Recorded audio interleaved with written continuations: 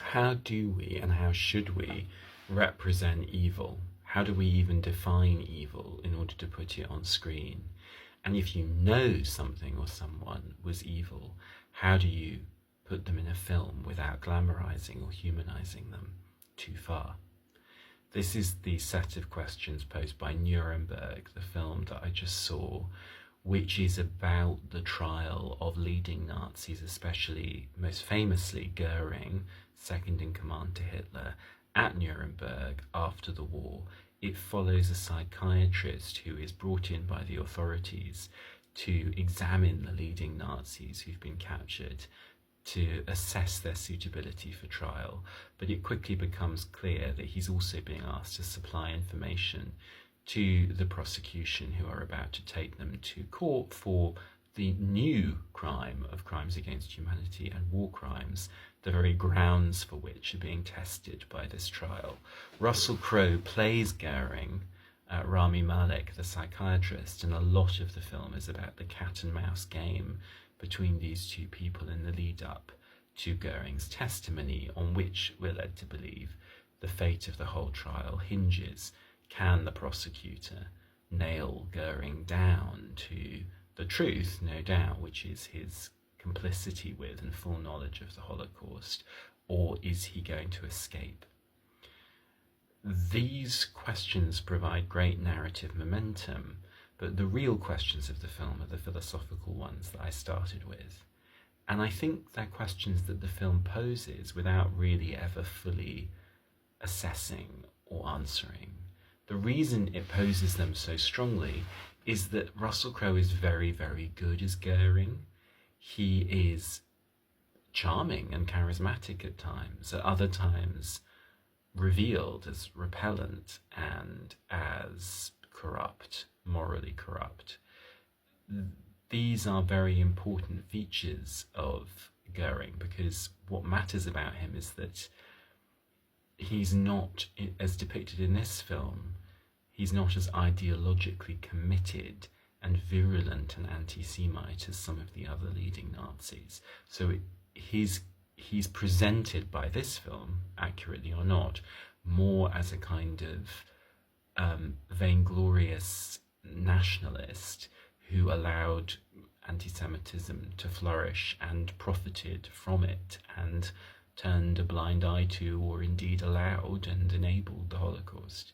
I would have to go away and read my history books to know how accurate that depiction of Goering is, but what it allows the film to do is show a Nazi who is absolutely 100% evil, as nonetheless also human. We meet his family, we meet his daughter.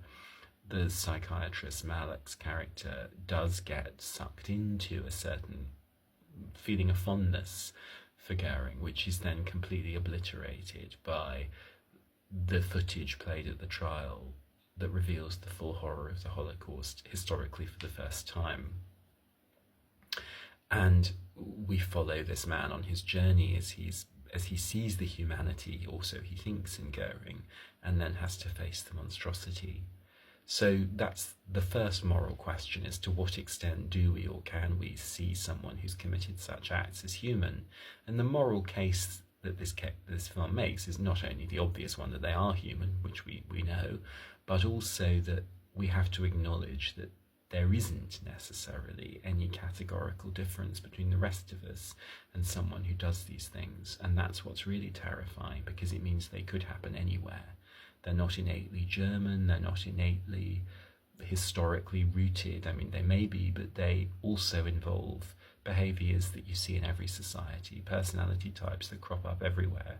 And I couldn't help but think of the recent story about trying to analyse Hitler's DNA, which I think is very dangerous. I think DNA science is pretty close to, it sits comfortably, if not done very responsibly, alongside Nazi views of inheritance and how we behave.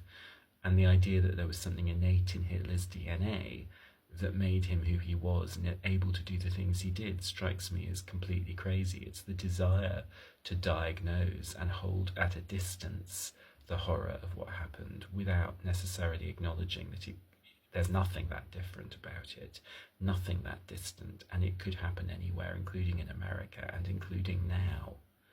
So that's the moral case made by the film. I think the deeper moral problem with the film, and it is an aesthetic one as well, is that it has to adapt the history to a kind of Hollywood structure, by which I simply mean that you have to turn it into a story with a climax, a beginning, a middle, and an end, and certain plot points that, the idea that Goebbels' testimony is a plot point, to me I found that quite shocking. The idea that we are being forced to feel suspense about how his testimony is going to go. It reminded me of something that Michael Haneke said in an unwittingly hilarious Hollywood Reporter Directors Roundtable, in which he was sitting between Judd Apatow and John Krasinski, and while sitting between these two men, he was asked about Schindler's List, and he condemned it. He said, manufacturing suspense out of a gas chamber is absolutely unethical. It is absolutely wrong. And I tend to agree with him, and I think this film gives an aesthetic structure to history that is basically questionable.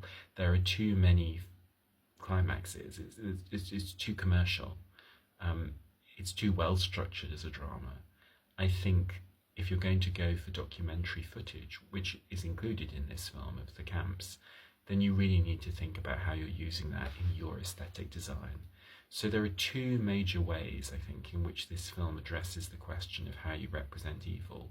One is by trying to make a moral case that we need to see humanity in the Nazis, because that means we see ourselves and our own capabilities in them. And that's partially successful. And I think less successfully by trying to make this into a commercial blockbuster film that actually gets that message out to the masses. And the very act of turning it into such a film distorts it, and I think there's something ethically questionable about that.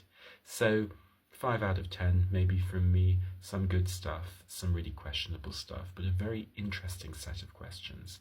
After all, you could argue that we need aesthetics, we need actors, we need representation, we need stories in order to grasp the horrors of the past and make them part of our own identity and our own understanding.